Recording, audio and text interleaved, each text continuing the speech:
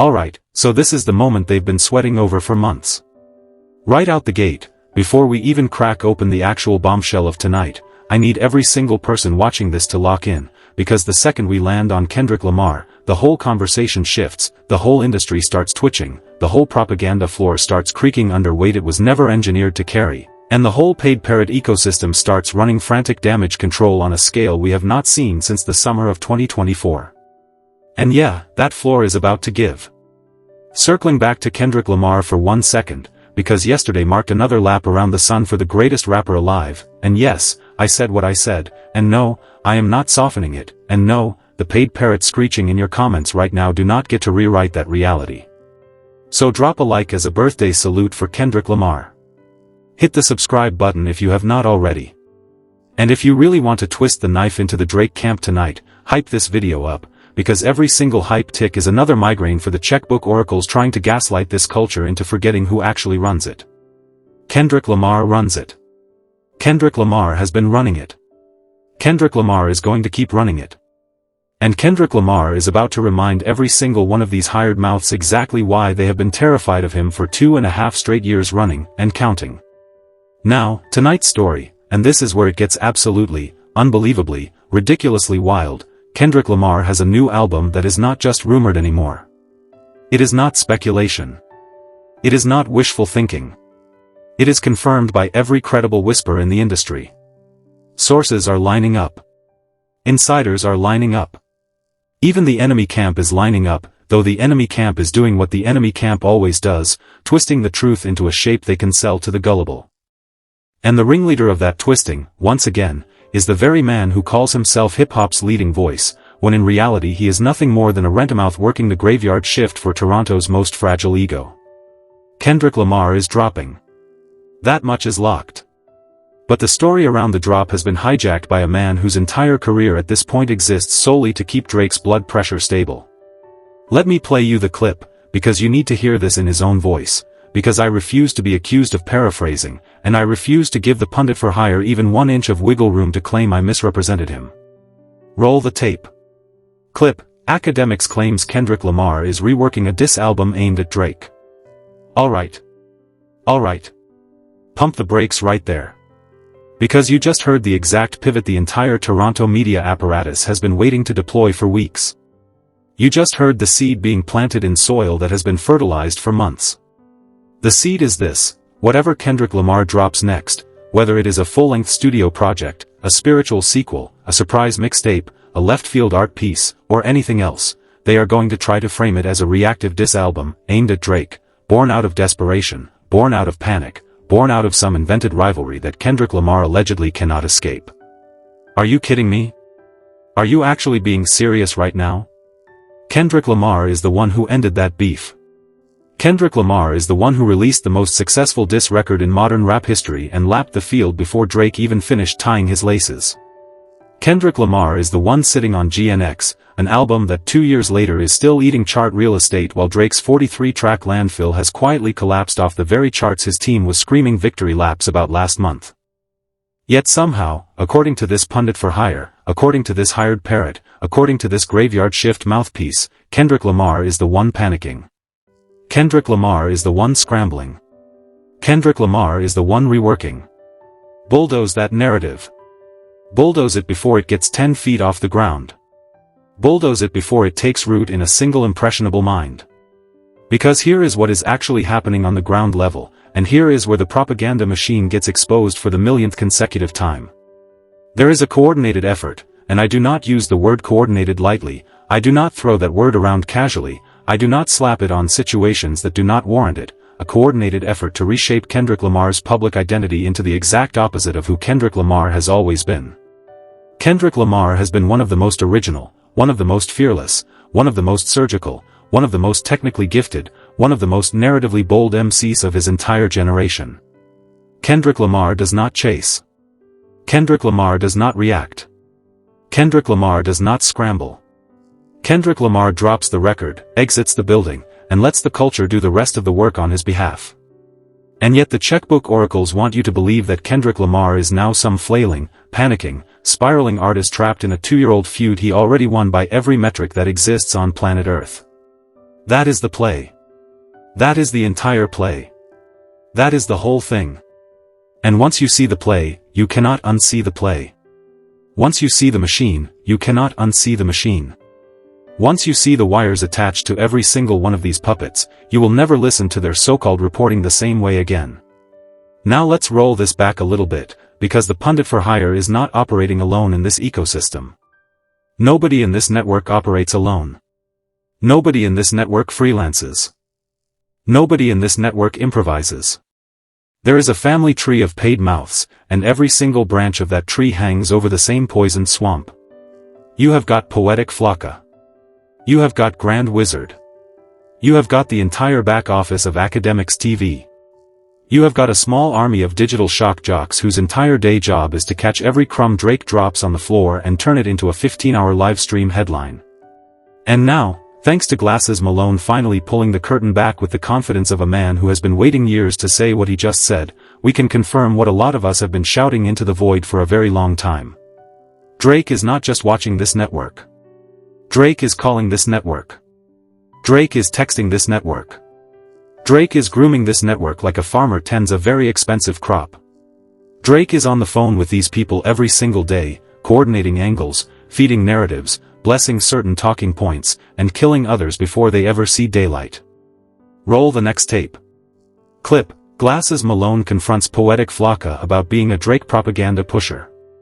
Flocka denies, then slips and admits Drake and Grand Wizard talk every single day. Now stop. Stop. Stop right there. Rewind that. Play it again in your head. Because we just watched a grown man deny an allegation and then, within the same breath, in the very next sentence, confirm it. That was not a Freudian slip. That was not a slip at all. That was a confession dressed up in a denial suit and told to walk out the front door like nothing happened. Drake and Grand Wizard, according to Poetic Flocka himself, on camera, on record, talk every single day. Every day. Not weekly. Not occasionally. Not when there is a news beat to spin. Not when there is a big story breaking. Every single day. And when you understand that Grand Wizard is the operational backbone of Akademiks TV, the very page that has spent the last 2 years pushing every debunked, half-baked, emotionally weaponized talking point in Drake's favor without a single moment of editorial resistance, the picture completes itself.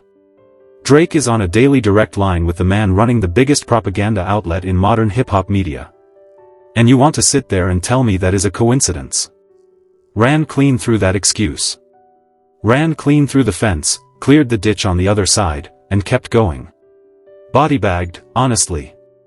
Because there is no innocent explanation available. There is no plausible defense. There is no scenario, no mental gymnastics routine, no rhetorical escape hatch in which Drake speaks to the operator of a page that exists to defame his enemies every single day and simultaneously has no editorial hand in what that page publishes. That is not how relationships work. That is not how influence works. That is not how power works in this industry. That is not how power has ever worked in any industry, in any era, in any country. Anybody selling you a different version of this story is selling you a lie, and they know it, and they are hoping you are too tired, too distracted, or too new to the timeline to notice. But wait. Wait. Because here is where it gets even more insane than what you just heard. The exact same day this Poetic Flocka slip-up went viral across every platform, we also got Punch TDE, yes, that Punch, the president of Top Dog Entertainment, the man who has been in Kendrick Lamar's ear since Kendrick Lamar was still riding the bus to studio sessions in Carson, the man who signed Kendrick Lamar before the world knew his name, the man who has been the architect of the entire TDE dynasty from day one. Punch TDE called into Stat Quo's stream, live, on air, on the record, with the phone visible in the frame, to correct the record on why Kendrick Lamar no longer communicates with the game. And what Punch said inside that call quietly demolished another Drake camp talking point that has been floating around for months without pushback. Let me play it for you right now. Clip: Punch TDE calls Stat Quo. He explains that the fracture between Kendrick and Game was triggered by the 100 music video shot in Compton, a moment Game allegedly used to blur territorial lines, and a move Kendrick and TDE never forgave. Now you tell me, does that sound like the behavior of an artist scrambling to rework a diss album? Does that sound like an artist unraveling under pressure? Does that sound like an artist afraid of anybody, let alone the Toronto silver medalist? No. No, it does not. That sounds like an artist so protective of his craft, his brand, his corner, his city, and his legacy that he cut off a Compton legend, a hometown veteran, a fellow West Coast icon, over a music video setup that violated his internal code of conduct. That is not fragility. That is precision. That is discipline. That is the exact, absolute, diametric opposite of the panicked, spiraling, ice-rattled Kendrick Lamar that the paid parrots are trying to sell you every single night of the week on their live streams. And that, right there, is why the narrative machine is running double shifts, triple shifts, overtime, and weekends. Because the real Kendrick Lamar, the actual, verifiable, documented, on-the-record Kendrick Lamar, is a nightmare scenario for Drake. Not because Kendrick Lamar hates Drake. Kendrick Lamar barely thinks about Drake. Kendrick Lamar has more important people to think about, more important art to make, more important business to conduct. But because Kendrick Lamar's entire operating system, top to bottom, is the exact opposite of the Toronto model. Kendrick Lamar builds. Drake buys. Kendrick Lamar creates. Drake commissions. Kendrick Lamar earns. Drake rents. Kendrick Lamar constructs. Drake outsources. And every single time Kendrick Lamar shows up in the public arena, that gap becomes so painfully, glaringly, embarrassingly visible that Drake's team has no choice but to spin, deflect, distract, and drown the timeline in a fire hose of manufactured noise. So let's talk about the noise. Because the noise this week has been thick. The noise this week has been dense. The noise this week has been so loud, so orchestrated, so obviously coordinated, that even casual observers who normally tune the drama out have started messaging me asking what on earth is going on. We had Akademiks himself, the head honcho of the paid parrot convoy, the man who has built his entire brand on being Drake's #1 public defender, actually admit, and I want you to sit with this because it is genuinely absurd on its face, that in a hypothetical street fight, A$AP Rocky would probably beat up Drake. Yes. Yes. You heard me correctly the first time. The very same man who spends 19 hours a day propping Drake up on a pedestal made of press releases, screenshots, and manufactured statistics, looked directly into a camera and said, on his own airwaves, to his own audience, unprompted, that Drake would probably lose a scrap to A$AP Rocky in the streets. Now think about how badly your fortress has to be leaking for your own inside man to accidentally hand you a public L on national broadcast. Think about how tired he has to be. Think about how bored he has to be with the assignment. That is not loyalty. That is a man phoning the shift in. That is a man tired of defending the indefensible. That is a man whose Big Mac lunch is doing more mental gymnastics than his talking points ever could. And roll the second clip on this whole angle, because it gets even funnier when you watch what happened next. Clip: Rihanna, via Instagram, posts a photo captioned, "Did my ex in the studio." The entire Drake stan corner of the internet is now in a full-blown meltdown. Comment sections are on fire. Every stan on the payroll is scrambling in real time to explain how a caption that is unmistakably, unambiguously, undeniably aimed at their guy is definitely, absolutely, positively not aimed at their guy. Meanwhile, Rihanna is at home, laughing, married to A$AP Rocky, raising 2 beautiful children, holding down a billion-dollar cosmetics empire, and casually letting a single Instagram caption reduce the Drake fandom to fine powder. That is dominance without effort. That is the natural order asserting itself in real time. That is a woman who has moved on so completely, so thoroughly, so finally, that she can afford to swing a light jab from her living room and still knock the entire opposing camp off its feet. And I want to be crystal clear about something here, because I keep seeing this same recycled take echoed by the convoy of clown cars. Nobody settled for A$AP Rocky. Nobody was ever going to settle for Drake over A$AP Rocky. That is not how attraction works. That is not how compatibility works. That is not how the real world works. Rihanna chose. Rihanna picked. Rihanna made her decision. And the fact that Drake has spent the last 5 years mentioning her in bars, in DMs, in songs, in tattoos, and in whatever else the leaks eventually reveal, while she has not spent 5 seconds returning the energy, that alone should tell you everything you need to know about where the emotional imbalance sits in this entire dynamic. But this is what the propaganda machine does at scale. It flips reality. It gaslights the audience. It tells you the artist who is winning is losing and the artist who is losing is winning. It tells you the champion is scrambling and the runner-up is dominant. It tells you the man on a daily phone call with his propaganda dispatcher is the misunderstood underdog and the man who exited the beef with the biggest record of the decade is the desperate one clawing for relevance. And it hopes, it prays, it lights candles, it whispers to the algorithm gods, that nobody in the audience is paying close enough attention to notice the sleight of hand. That is exactly why videos like this one exist in the first place. That is why we are here tonight. That is why every single time the propaganda machine cranks the volume up, somebody has to crank the truth up louder to match it. Now let me get back to the Akademiks angle for a moment, because we cannot let this one slide off the timeline. Because his framing, that Kendrick Lamar is quietly reworking a diss album in the shadows, is not a prediction. It is not analysis. It is not reporting. It is a preemptive strike. It is a psychological operation. It is an attempt to define the record before the record has even been released, so that when the actual record does drop, the audience is already primed, conditioned, and instructed to interpret it through the propaganda lens rather than through their own ears. That is textbook narrative warfare. That is the exact technique political consultants use during election seasons. Frame the story before the opponent can. Poison the well before anybody takes a sip. Define the enemy before the enemy defines themselves. And the paid parrots know exactly what they are doing every step of the way, because they have run this same play a dozen times over the last 2 years, and every single time it has failed spectacularly, publicly, and permanently. Remember when they said Kendrick Lamar was hiding? He was not hiding. He was building GNX in the studio.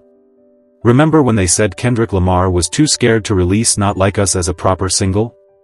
He was not scared.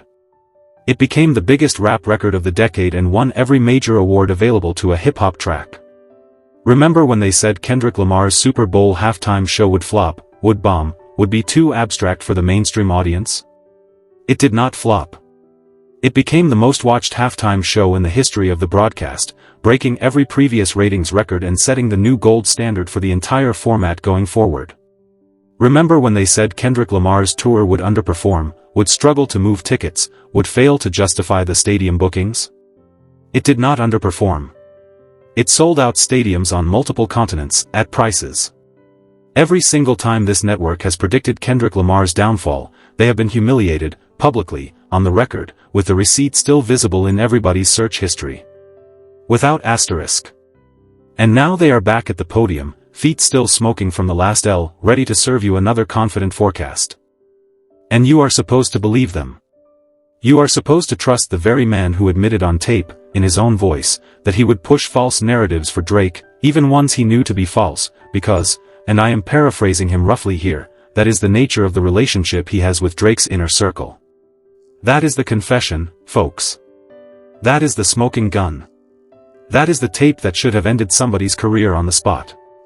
And nobody in the mainstream hip-hop press picked it up, because the mainstream hip-hop press is either downstream of the same machine we are describing or too afraid of losing access to the same crew of gatekeepers who reward compliance and punish independence with brutal efficiency. So here is the truth of the moment, laid out flat, with no spin, no filter, and no hidden angle. Kendrick Lamar is coming. Kendrick Lamar is dropping. Kendrick Lamar has an album in the chamber. And whether it is a full diss project, a spiritual sequel to Pimp a Butterfly, an unexpected left turn like GNX was to everybody who thought they had him figured out, or something none of us can even imagine in our current mental frameworks, one thing is absolutely, unshakably certain, the propaganda apparatus surrounding Drake will not survive it. They did not survive Not Like Us. They did not survive Euphoria. They did not survive Meet the Grahams. They will not survive whatever comes next. They know it. That is precisely why they are trying to define the record before it exists. That is why they are trying to shape the reception before the reception is possible. That is why every single talking head on the payroll is suddenly, mysteriously, coincidentally synchronized on the exact same script this week.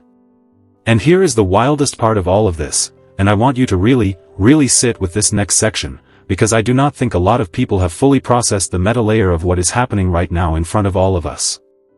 The Drake fandom, and by extension the entire Drake propaganda network, has become so obsessed with Kendrick Lamar that they literally cannot celebrate their own artist without dragging Kendrick Lamar back into the frame every single time.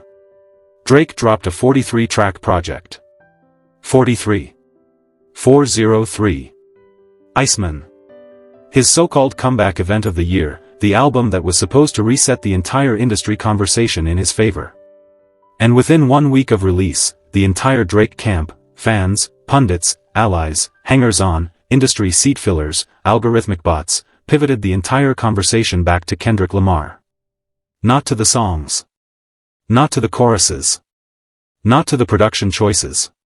Not to the guest features. Not to the bars. Not to the melodies. Back to Kendrick. Think about how surreal that is for 1 second. Your artist just released the biggest project of his year, arguably the biggest project of his last 5 years, and instead of soaking in the moment, instead of celebrating the tracklist, instead of ranking the deep cuts, instead of debating the album's placement in his catalog, your entire community immediately shifted attention to a rapper on a completely different label, on a completely different coast, on a completely different creative wavelength, on a completely different artistic mission. Because the uncomfortable truth is that your artist cannot exist in this current era without Kendrick Lamar as the frame around him. Drake's identity is now permanently dependent on Kendrick Lamar. Drake's discography is now measured against Kendrick Lamar. Drake's every move, every drop, every interview, every stage appearance, every tweet, every song lyric, every album rollout is now defined explicitly in relation to Kendrick Lamar. Kendrick Lamar is the sun in Drake's solar system now, and Drake is the second planet orbiting a star he cannot outshine. And that is the ceiling. That is the wall. That is the immovable, unbreachable, permanent ceiling of Drake's era going forward. Even if Drake dropped Thriller tomorrow morning. Even if Drake dropped Rumors next week. Even if Drake dropped Illmatic on Christmas Day. Even if Drake dropped every all-time great album stacked into one perfectly sequenced release event, the ceiling would still hold firm. Because the ceiling is not about talent anymore. The ceiling is not about numbers. The ceiling is not about streams. The ceiling is about identity. And Drake's identity, and Drake's fandom's identity, is now permanently, structurally, foundationally downstream of Kendrick Lamar's shadow. Forever. That is what the propaganda machine will never tell you. That is what the paid parrots cannot admit out loud. That is the sentence Akademiks will never speak into a microphone, no matter how many hours of live stream footage he generates. Now let me push a little further into this, because the propaganda war extends well beyond just the Drake-Kendrick axis, and I would be doing this story a disservice if I did not connect the wider dots for you tonight. Glasses Malone's larger allegation, that Drake has been actively financing campaigns to smear, destabilize, and legally entangle his rivals, allegedly including YG in connection with the ongoing conversation around the tragedy of Drakeo the Ruler, that allegation is not new. It has been floating in the corners of Los Angeles rap circles for a very long time, whispered between the right people at the right afterparties. What is new is the volume. What is new is the willingness of respected, established artists to say it out loud, on camera, with the recording light blinking, with clip aggregators standing by to spread the footage to 1 million timelines within the hour. And that is a shift. That is a tectonic shift. That is the beginning of a domino chain that Drake's team has been sprinting to contain for weeks, and they are running out of runway to contain it. Because here is what always happens in situations exactly like this one. Somebody talks. Somebody always talks eventually. Somebody in the inner circle, somebody in the second circle, somebody in the third circle, someone eventually gets tired, gets angry, gets underpaid, gets hacked, gets subpoenaed, gets flipped by circumstance, and the receipts start walking. Text threads. Direct messages. Voice notes. Emails. Screenshots. Something always leaks. Something always surfaces.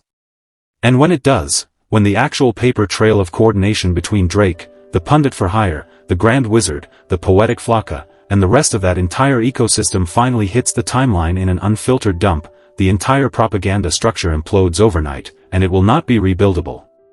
I am not predicting when it happens. I am predicting that it happens. Because it always happens. The history of the music industry is littered with the corpses of media alliances that thought they were bulletproof right up until the exact moment the bullets showed up at their door.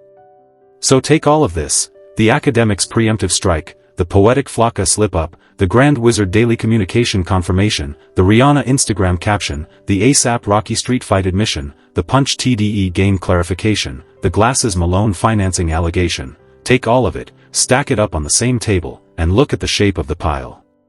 What you are looking at is not a random collection of unrelated news beats scattered across the week. What you are looking at is a network being exposed in real time, one loose thread at a time, one confession at a time, one contradiction at a time, one accidental admission at a time.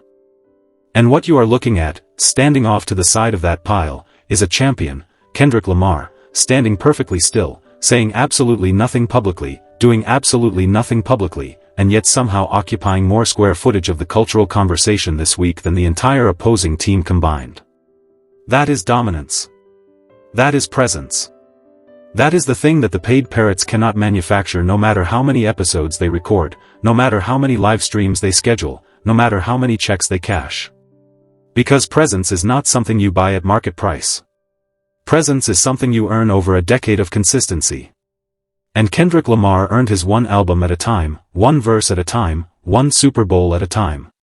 Now, before I close this out for the night, I want to zoom out one more time. Because there is a version of this entire story that is not about Drake, not about Kendrick, not about Akademiks, and not about any of the named players on the marquee. There is a version of this story that is about all of us, the audience, the listeners, the viewers, the culture, the people who actually keep this genre alive by pressing play. Because for 2 straight years now, we have been used as pawns in somebody else's chess match. We have been fed narratives. We have been sold storylines. We have been walked into ambushes disguised as news drops. We have been asked to pick sides in fights that were manufactured in a boardroom to keep the streams flowing and the click counter spinning at maximum RPM. And the question we should be asking ourselves, collectively, out loud, on the record, is not who wins the next round of this endless media loop. The question we should be asking is who profits every single time we keep showing up to fight it. Because Drake profits. The pundit for hire profits. The Grand Wizard profits. The poetic Flocka profits. Every clip aggregator on the platform profits. Every algorithm rewarding rage bait profits. Every ad buyer piggybacking on the outrage profits. Everybody profits, except the culture itself. Except the fans. Except the actual listeners who came into this looking for great music and got dragged, kicking, into a 2-year-long propaganda war whose winners and losers were decided in accountant offices long before the first diss track was ever recorded in a booth. Kendrick Lamar knows this.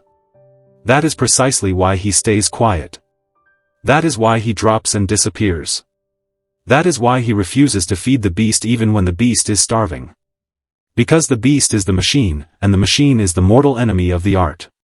And Kendrick Lamar has always understood, from day one, that the art is the only thing that lasts once the noise finally dies down. So when Kendrick Lamar drops next, and he is dropping, that much is confirmed by every reliable source in the building. Do not, under any circumstances, let the paid parrots frame the record for you. Do not let the pundit for hire define the moment. Do not let the propaganda apparatus decide what the album means before you have even had a chance to hear it with your own ears. Listen for yourself. Judge for yourself. And trust your own ears more than you trust the checkbook oracles who have been publicly, spectacularly, embarrassingly wrong about Kendrick Lamar every single time for a decade running. Because at the end of the day, no matter how loud they scream, no matter how many episodes they record, no matter how many think pieces they publish, no matter how many daily phone calls they log with their patron in Toronto, the record will speak. The record always speaks eventually. And when the record speaks, the propaganda goes quiet. Every single time. Without exception. Kendrick Lamar is coming. Kendrick Lamar is dropping.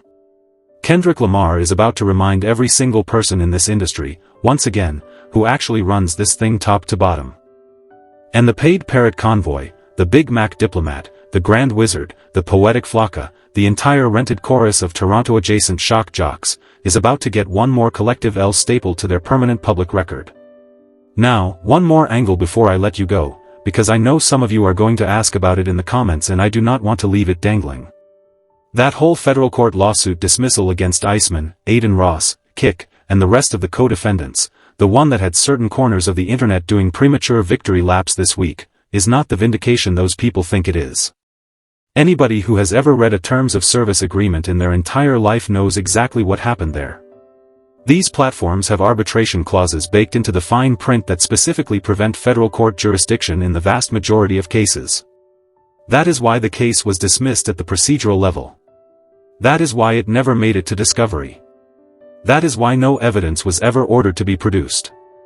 And that is why the mainstream hip-hop press has been strangely, suspiciously silent on the details, because the details are boring, procedural, and do not fit the narrative anybody on either side wants to sell you. It was not a merit ruling. It was a jurisdiction ruling. And there is a massive, category-defining difference between the two. Do not let anybody in your timeline blur that line for you. Then you have got the whole broader industry conversation about the state of hip-hop itself, and this is where I have to push back on some of the takes I have been seeing float around this week. Because there are people online right now, and I will not name them individually, but you know exactly who they are, who are trying to argue with a straight face that Drake single-handedly saved hip-hop this year and that Kendrick Lamar contributed nothing to the culture. Let me tell you something, and I want you to write this down. When Kendrick Lamar had the torch during the peak of the beef and immediately after, hip-hop's market share was climbing. Streams were up. Chart penetration was up. Cross-genre attention was up. Global engagement was up. And what has happened since Drake supposedly took the torch back? Hip-hop's market share has dropped roughly 20% by most credible industry trackers. 20%. In a single calendar year. That is not a saved genre. That is a bleeding genre. That is a genre being cannibalized in real time by country, K-pop, Latin, and the pop resurgence, and the people telling you Drake saved it are the exact same people who cannot read a chart without help. And while we are on the subject of numbers, let me address the whole streaming versus touring debate one more time, because these paid parrots love to weaponize streaming numbers when it benefits their guy and pretend touring does not exist when it does not. Touring is where the real money lives in the modern music economy. Touring is where the real cultural footprint gets measured. And who has been selling out stadiums on multiple continents this year? Kendrick Lamar. Beyoncé. Jay-Z. Not the man with the 43-track landfill. Not the man doing quiet corporate dates in secondary markets. Not the man whose team is scrambling to explain why the arena numbers do not match the streaming press releases. The math is not mathing over there, and even the parrots know it, even if they refuse to admit it publicly. So drop your verdict in the comments below tonight. Is Glasses Malone telling the raw truth about the Drake-funded smear operation? Is Poetic Flocka lying about the daily contact between Grand Wizard and Drake? Is Punch TDE finally putting the game situation to bed for good, or is there another chapter still to come? Is Rihanna's Instagram caption the funniest subtweet of the entire year? Is Akademiks' diss album prediction genuine reporting from a real source, or is it preemptive spin designed to poison the well before Kendrick Lamar can define his own project on his own terms? Tell me where you stand. Tell me who you trust. Tell me who you think blinks first when the pressure ratchets up another notch. Because I read every single reply on this channel, and honestly, the comments section on this platform has become sharper, and more well-researched than most professional hip-hop newsrooms operating today. If you made it this far into the video, you already know exactly what to do next. Hit the like button. Hit the subscribe button. Hit the notification bell so the algorithm stops burying us underneath the paid parrot content avalanche. And if you want to really support what we are building here on this channel, membership goes further than you think, and every single one of you who has joined over the last few months has directly funded the editorial independence of this operation. I cannot thank you enough for that. I mean that. Genuinely. This channel does not exist without you, and I never lose sight of that fact for a single second. And before you click off tonight, because I know exactly what is about to happen next in this Drake-Kendrick saga, and I have receipts lined up for the next video that are going to make this one look like a warm-up appetizer, go check the video I dropped right before this one. Trust me on that. You are going to want the full context before the next chapter drops on us, because the next chapter is going to be even louder, even wilder, and even more explosive than this one, and I do not say that lightly given what I just walked you through. Kendrick Lamar is coming. The record is coming. The truth is coming. And the propaganda machine, the paid parrots, the checkbook oracles, the Big Mac diplomat, the grand wizard, the poetic flocka, and every single hired mouth attached to that ecosystem is officially, undeniably, provably on borrowed time. See you in the next one.